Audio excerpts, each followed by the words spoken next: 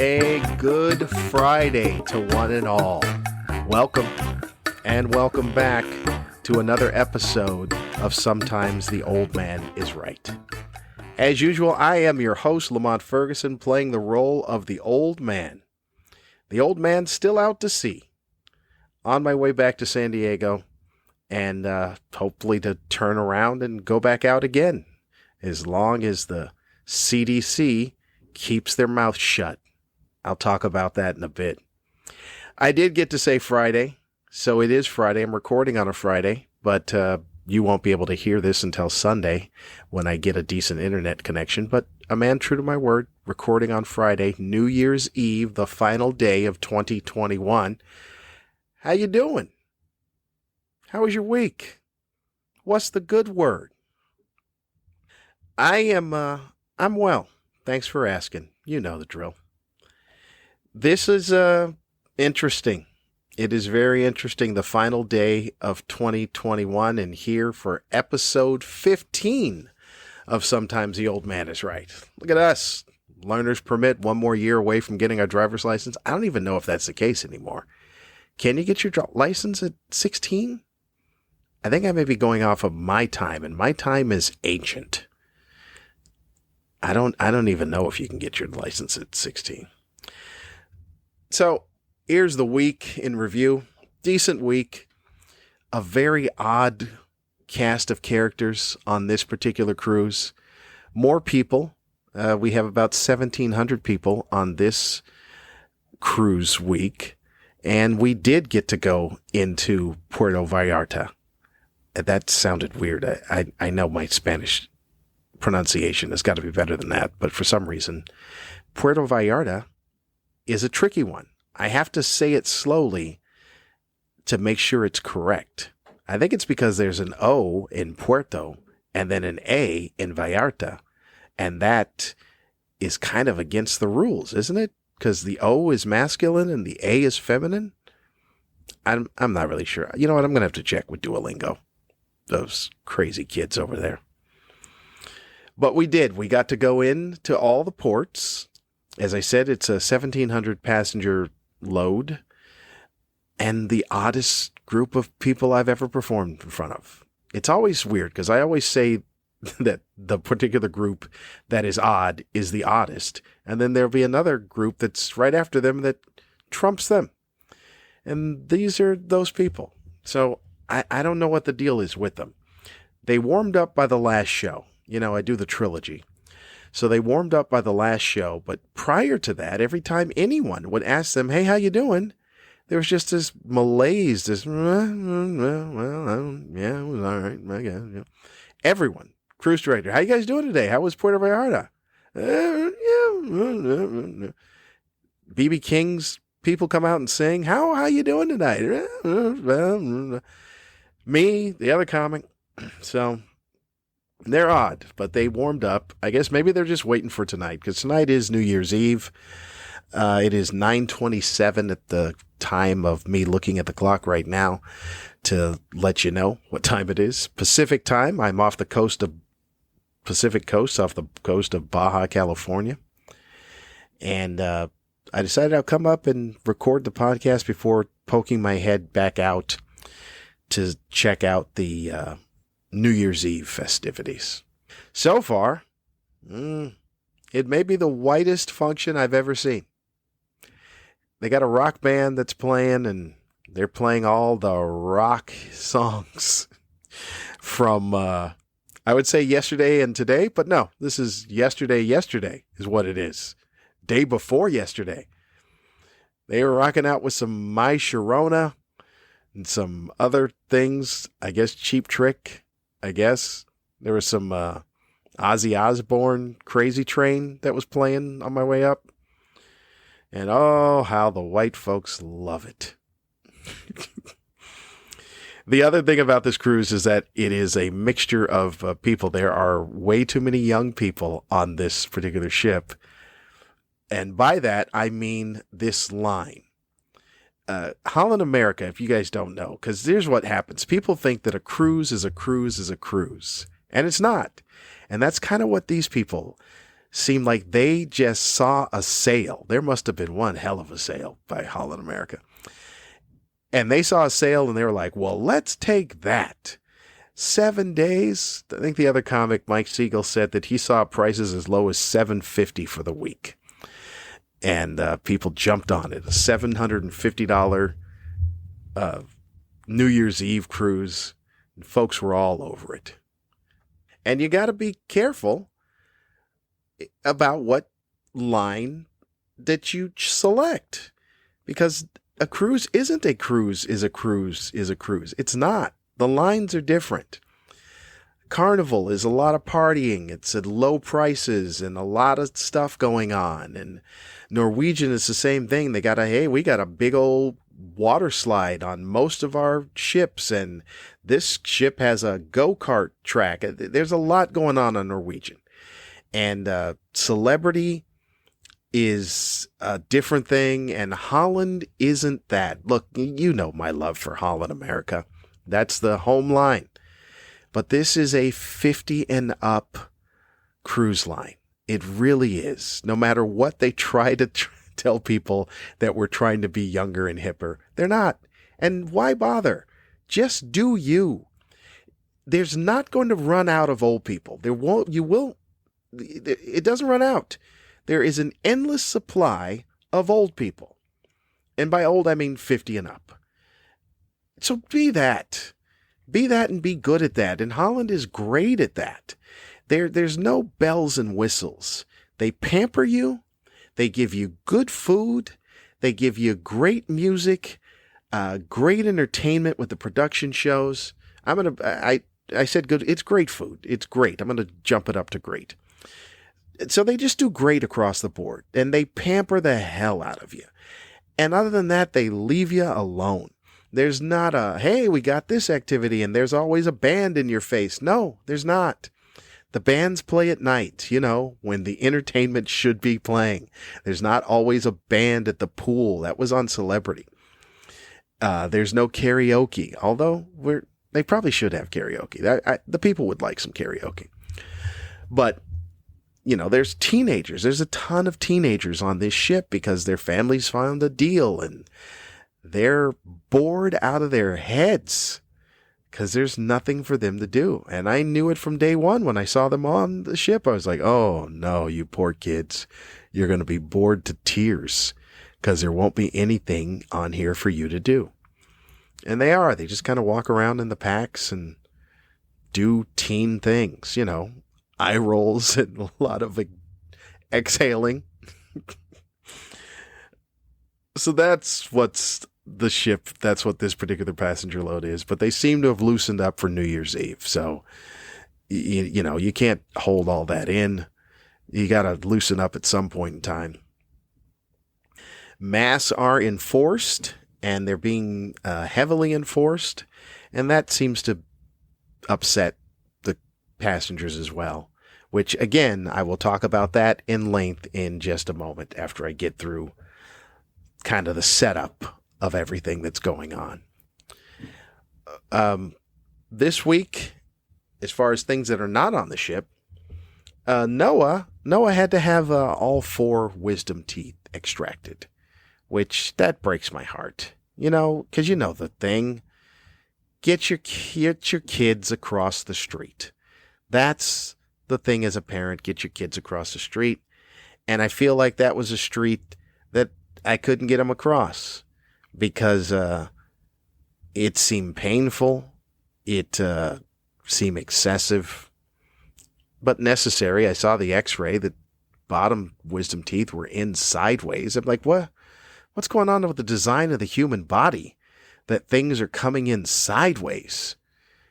Do we need to evolve a little more? Are we getting facially smaller? I don't know. I don't really understand the whole point of the wisdom teeth if most people have to have them extracted. I don't know really what's going on.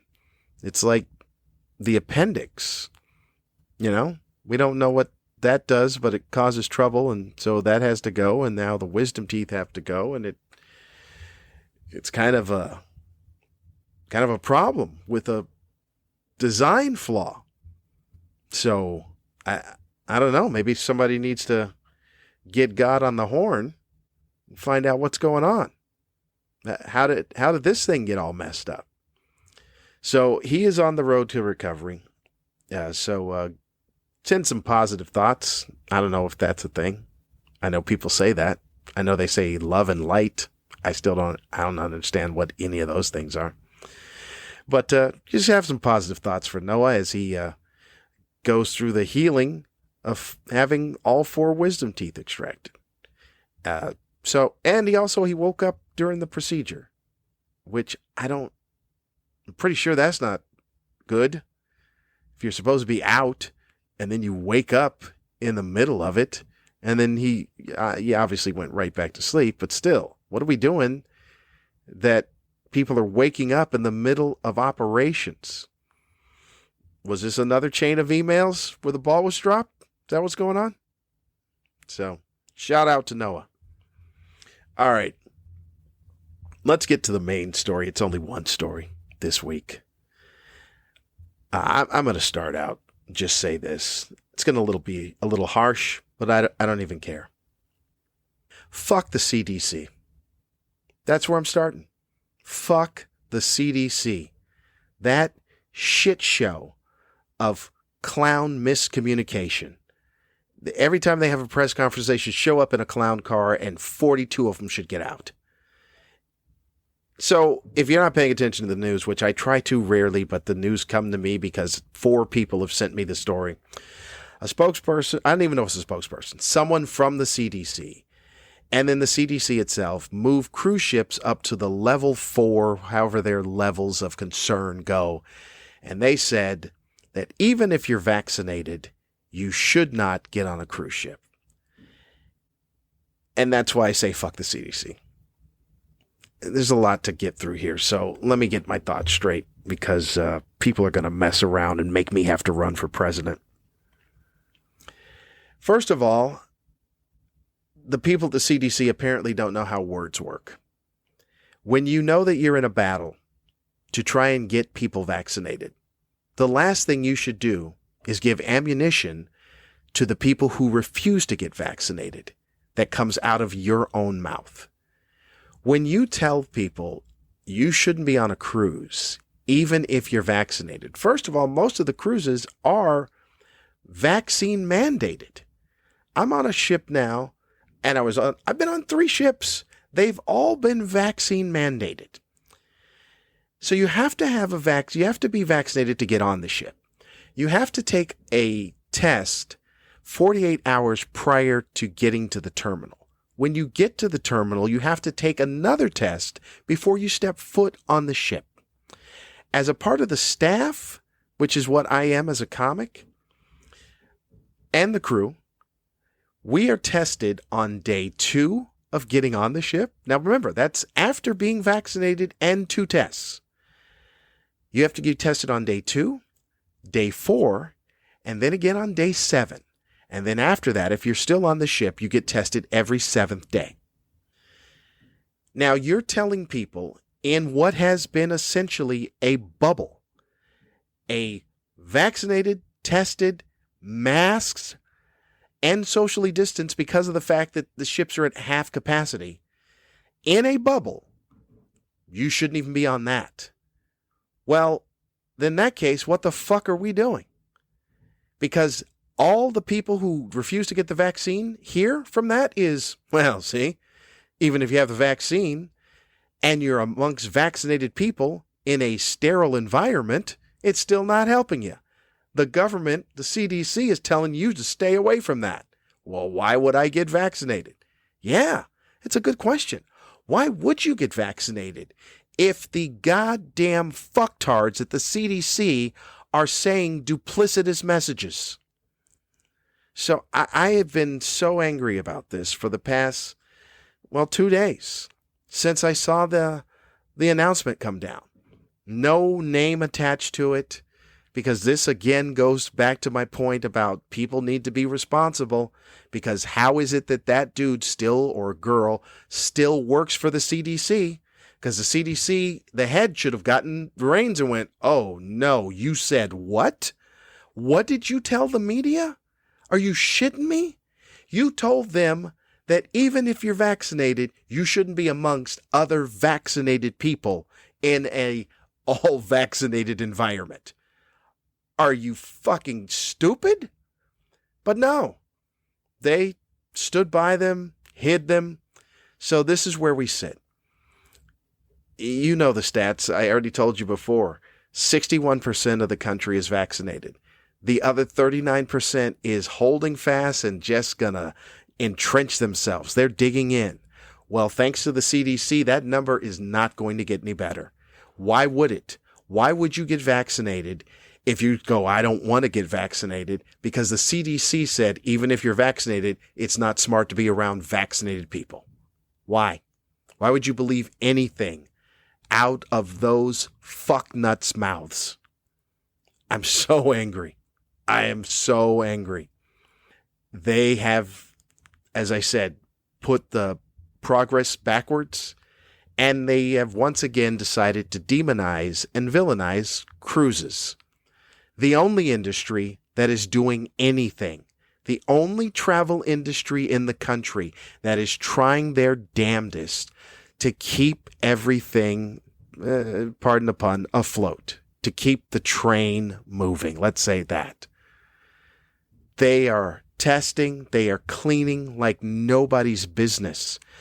Yesterday I was doing a podcast, and I was around no one because everybody was off the ship. I got up after the podcast was over with, took a step, went to put on my mask, and out of nowhere, a dude shows up and starts spraying and sanitizing the place I was sitting. I didn't even see that guy the whole time I was there. He must have been on the ceiling like Spider-Man or like Tom Cruise in Mission Impossible, where he just rappelled down, sprayed, and then went back up. Nobody is doing more than the cruise ship industry. And the CDC and the media and people who are idiots will continually, well, the people who are idiots are buying it from the CDC and the media, so that's their problem, are just continuing the spiral of the demonizing cruise ships. Nobody else is doing anything. Have you flown? You just walk right onto a plane. No reason to, hey, are you vaccinated? Yeah, sure. I don't even know if they're asking, tell you the truth, because you can just walk on. What are those? Open sores you've got on? Oh, that's a shame, sir. Window or aisle. Cruise ship doing whatever they can. Whatever they can. Everything that you were told to do. And yet, the morons at the CDC come out and badmouth only cruises. I came into the room tonight after the show. Turn on the TV. It's the Cotton Bowl. I look, there's not a mask to be found. 50,000 people in a stadium. No masks at all. I didn't see the CDC say anything about that. There was nothing there. Nothing about airline travel. Hell, airline travel, like I said, you could just walk on the plane. Nobody cares. And people are there. They're vaccinated. They're unvaccinated. They're mad about the mask. They'll punch a flight attendant because they're told to wear a mask. But that's a safe environment? But the cruise ships are the evil ones. The cruise ships are the problem. You got to be shitting me. I need to take a march to Washington, to Congress, to testify about, like I said, this buffoonery that is the CDC. Remember during the summer this year for about 45 minutes when the CDC told us it was pretty much over?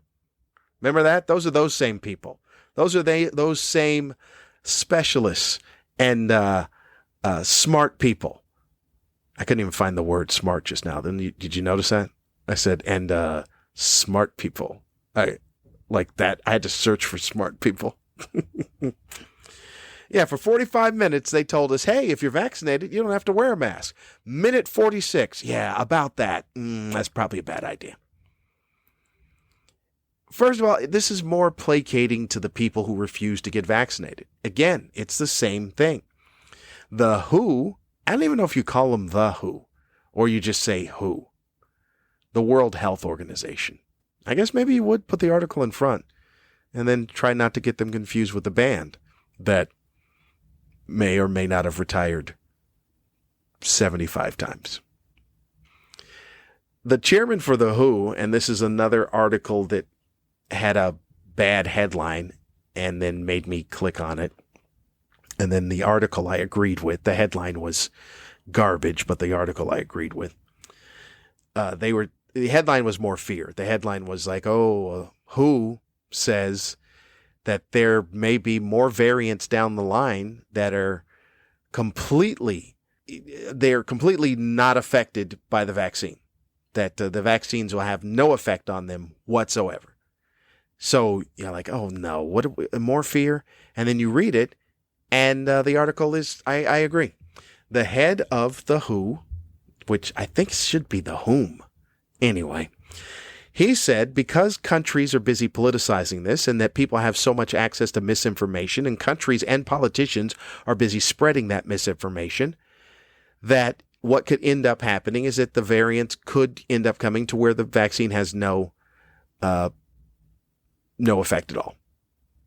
And I get that. And he says maybe that the countries should start working together and just work on a whole concerted effort to get people vaccinated, which that I agree with. But this whole thing where we're trying to play the middle and the ground, you're at a point now where you should just let it run. Just let it run. Because if you're not going to do anything, if you're not going to mandate the vaccine, which I don't give a fuck about your rights and your freedoms, and I can't breathe through the goddamn mask, and how it creates a third eye, and there's a chip in it, and whatever else bullshit you've heard. I've had enough. I'm tired. It's been 2 years. We'd like to move the fuck on. And if you want to not have it, then fine. Sit at home and hope that you make it through. I mean, that's what the numbers say, right? You guys keep printing and preaching all the numbers saying it's a survival rate that most likely you'll be fine. Okay, then most likely take your chance at home, not overloading the healthcare system, because that's what this is all about. It's not about whether or not you get sick. It's about everyone getting sick and overloading the healthcare system to where they're out of beds so that now other things get affected.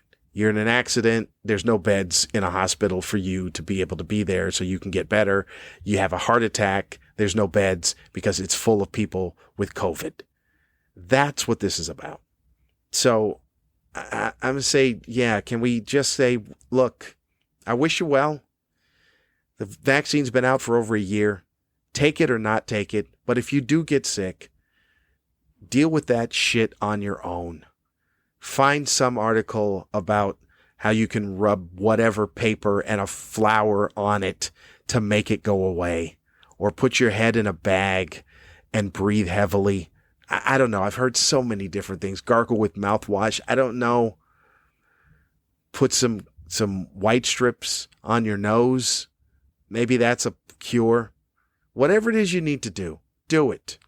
But step the fuck aside, because the rest of us would like to move on. And I've got some friends. I got dear friends that are all into the anti-vax, and we need to do this, and our freedoms are that, and this is exhausting.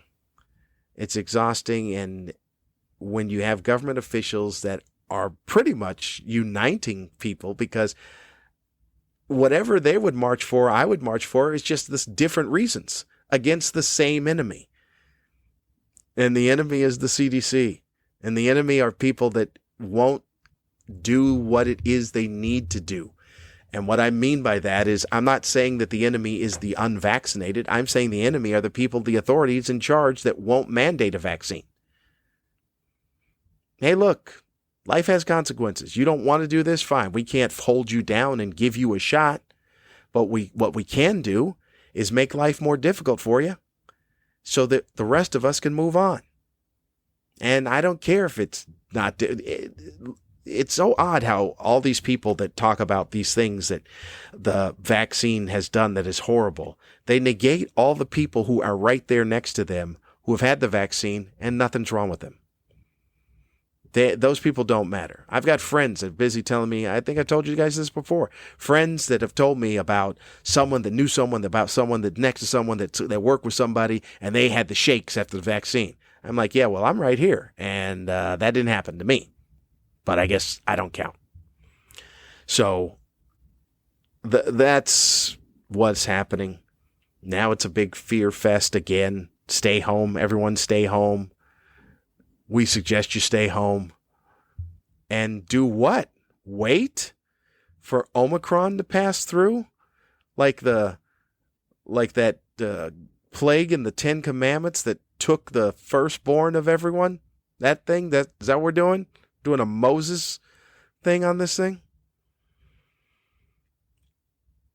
Cruises are fine. Here, I'm going to give you my expert opinion because I'm in the trenches. That's also the other thing is that if you're not on a cruise, shut the fuck up. This goes for everyone, which includes Fauci. And I'm all right with Fauci. I got friends that can't stand Fauci. They think Fauci's the problem. They think Fauci's the problem. They think Bill Gates is the problem. I don't think they're the problem. I don't think they're helping. Fauci at the very beginning of this thing was asked about cruises when nobody knew anything, what was going on with the cruises. And he said, would you ever go on a cruise? And he said, I've never been on a cruise. And then he said, but I wouldn't go on a cruise. And then that's when it started. Like, oh, cruises, shut down the cruises. Airlines, did the airlines ever shut down? I don't think they ever shut down. But here's one of those things. You know why they shut down the cruises? Because the cruises are testing. And they can trace exactly what took place and what the numbers are. Airlines aren't testing. They're not testing at all. So therefore, it seems like, oh, it must be fine. Really? Because you don't know what sick person got off the airplane in what town, and then talked to a whole bunch of people in that town and made that town sick because there's no testing. So this is that Trump aspect of slow the testing down, please. Have you tested no people on the cruise ships? Cruise ships would not be villainized, but they're doing the right thing, and they get demonized for doing the right thing. So, like I said, my point is, if you've not been on a cruise, now let's take the pre-thing out of the way, because that was at the very beginning when Fauci said that. But now, anyone from the CDC, if you go on a cruise now and tell me what is going on, and then say, oh, okay, I would suggest you don't go on a cruise. But you're doing it from afar. You're not on a cruise. You're not seeing the hoops that every cruise line is jumping through to keep the train moving. And you're just jumping into the whole thing. Oh, it's a petri dish. Well, an airplane is a worse petri dish. They have no access to air. You know what happens here on the ship? You can go, you know what? I'm going to go up on top deck and get some fresh air. Fresh ocean air. Can you just jump outside and get some fresh 37,000 feet air on a plane? No, you can't. But they're good, right? And the Cotton Bowl is good, right? The fuck out of here. Your shit. CDC, you know what? That's got to be the average grade of the professionals at the organization that just happen to know contacts to somebody to get them a good government job. Like I say, you don't want, this is like a parent thing. You know when a parent says, don't make me come back there. That's how I feel. That's how I feel with all this lunacy that's going on. Don't make me have to run for president. You don't want that. You don't want me in charge. Because stupid people have got to go. And I make the call as to what's stupid. And you don't want any part of that. That statement by the CDC may be one of the dumbest statements that I've ever seen a government put out. Because it is so conflicting and it gives ammunition to the other side. But good job, CDC. You're the experts. We need to trust you. You fucking morons. I apologize for the excessive profanity in this episode. But I'm fired up. Sorry. Fired up about the lunacy that's going on. None of it makes any sense. And the rules have to make sense. I don't know why that's too much to ask for rules to make sense. All right. I feel as if I've made my point. That's what I feel. I've made my point. I've had a decent week. The people came around. I'm looking forward to next week. Hopefully, we'll still be able to turn around and sail again on Sunday when we get back to San Diego, where I'll be tested again on the Sunday. By the way, the numbers are, because I talked to the cruise director, the numbers in the industry about how many people have tested positive on cruise ships that they're busy raising the panic flag. The number of passengers who have tested positive is less than 1% of the total amount of passengers who have started cruising since cruising resumed. Less than 1%. And that is enough for the CDC to issue a warning saying you should not cruise. I think part of the problem also is that there's a stigma attached to the positive thing. See, and that's part of the problem. If we've done everything, we did the vaccination, we got a booster, the whole thing was that you should be all right, that the numbers would be very low for not contracting, but if you did contract it, it would be very mild symptoms. And the Omicron variant is something that has mild symptoms in the first place. So it would be equivalent. Like, I know people that have it and they're like, oh yeah, it's annoying. But like I said, when was being sick enjoyable? But they're like, oh, there's a cough that lingers and you just kind of feel exhausted. Well, if you got the flu, it would kind of be the same thing. And it would suck getting the flu.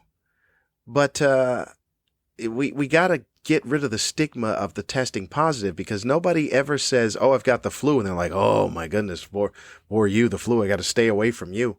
You know how many people that have had colds and you just sat right next to them? You're like, hey, well, you all right? That guy got a cold. And they're like, oh, okay. And then that's it, because there's no stigma on the cold. And now that we've been vaccinated and boosted, and it seems to be, that this is the way to go, there shouldn't be a stigma on it. A lady just today in line for breakfast at the buffet was saying, yeah, I don't want the COVID and blah, blah, blah. And I should wear my N95 mask because I have an N95 mask and I wear it. And it's easier to breathe in, by the way, in case you don't know that. And she's like, yeah, I don't want it. I'm like, well, nobody wants it, but nobody wants a cold. I don't want a cold. I hate having a cold. I hate having the flu. But I've got my meds here. I take them with me all the time. I got Theraflu just in case I get the flu, because it's miserable. Yeah, it is. And COVID should be the same way. It's just it has this attachment because it's new. And that's part of the problem. We need to get rid of that stigma. If you get COVID, all right, yeah, I got it. I'm positive. I got a little sniffles or I got a cough. And then in a few days, I'll be fine. It's how it works. So we got to work on that, and that requires the media. And if you got to require the media to do anything, then all they're going to do is scare you some more. So as I said, that I'm looking forward to next week. Looking forward to continually tooling the trilogy. The trilogy worked out again this week, but it needed some work. It does need a little work, because to be able to make something that is spontaneous, seems spontaneous, is a challenge, but it also needs to be spontaneous. I don't even know if that makes any sense, but I don't like the idea where people try to recreate mistakes. And you can't do that. effectively. And that's not what I'm trying to do, but I got to have a way to figure out what the formula is to make it happen. So if I can make it happen formulaically, ooh, is that a word? I'm conjugating like a mofo. If I can do that, then that would be great. But in essence, it's coming along. I like it so far. I think I may have exhausted my time of talking. My wife listens to the podcast, and she's always complaining that it's too short, that the podcast is too short. But I talk until I'm done talking. It's a long time. There's no guest. It'd be easy if I was talking to someone. They would take up more of the time, but it's just me talking to myself. So I try, do what I can to make it as lengthy, entertaining. I'd rather it be shorter and chock full as opposed to droning on where people go, oh, this could have been 20 minutes shorter. By the time you hear this, most likely I should be back out to sea, turning around and heading back to Cabo San Lucas, Mazatlan, and Puerto Vallarta. Now that sounded better, the way I said it there. Folks, I do appreciate you. As I said, I thank you for all the support. And I wish you all the very best in 2022. It is, it's interesting, right? We used to go into years with a lot of hope, but because of 2020 and 2021, we kind of all have trust issues with the new year. It's like we're going, hey, could we send a scout in ahead of time to kind of see what's going on, see if it's worth it? Maybe we could sleep through this year. So I wish you the best. New Year's used to be, hey, this is my year. And now it's just like, this is another year. But we'll see. We'll get through it together. And if I got to run for president in 2024, then so be it, people.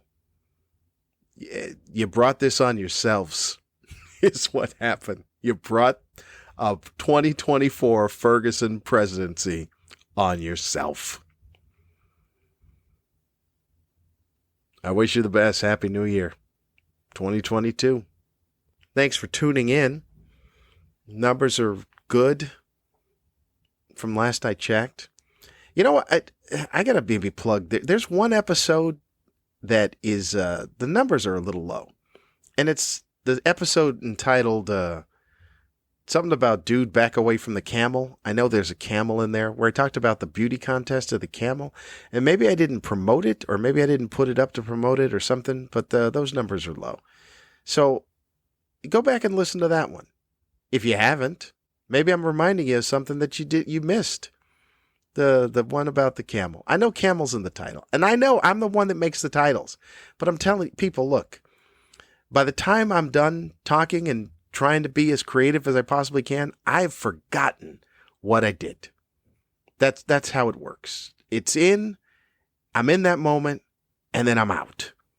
So I can't be doing everything. I'm already doing enough. All things Lamont Ferguson can be found at lamontferguson.com. The podcast, I'm going to give a shout out again to the podcast that I do with Lewis Johnson Jr., which is a good green room. And that's on Mondays, but this one may be Sunday, because I think we did do a pop-up episode on Sunday. So it may be Sunday. That's on Facebook Live. And then every so often I'll be a contributor on Critical and Thinking with Ian Harris and Ty Barnett. And that is on Thursdays at noon Pacific time. And that's on a whole bunch of things. I know it's on Facebook Live, but I believe that they've got just a regular podcast that's a part of as well. And then this, you know the drill. It's this. This is the drill. This is the one that I sit here and try to make entertaining. This one's a little fired up. Remember the last one was the one that wasn't so funny? And this one, the one that's a bit fired up. And as always, you know, I was fired up on this one. I make a lot of griping and complaints. Sometimes I don't have a point. This time, holy shit, do I have a point. Because sometimes, and this time, the old man is right. I will see you next week.